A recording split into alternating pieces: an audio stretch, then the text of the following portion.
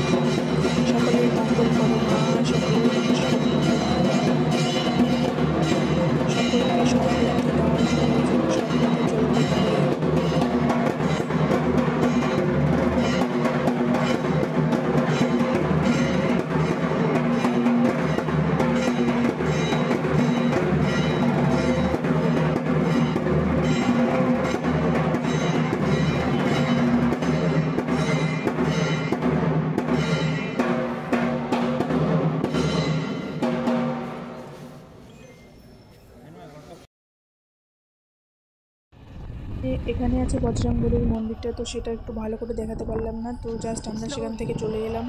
দেখতে পাচ্ছ, এটা হচ্ছে আমরা যখন এসেছিলাম তখন সামনে যে মায়ের মন্দিরের মায়ের যে মুখোশ সেটার কিন্তু ছিল। আর এই যে দেখতে পাচ্ছ, এটা হচ্ছে যাওয়ার পথে। এখানে দেখো ওম চিহ্ন দিয়ে এই পেজটা আছে। সো বন্ধুরা, যারা যারা ফুল ভিডিও ওয়াচ করেছো তাদেরকে অসংখ্য ধন্যবাদ, আর সবাইকে অসংখ্য ধন্যবাদ এই ভিডিওটা দেখার জন্য। ধন্যবাদ।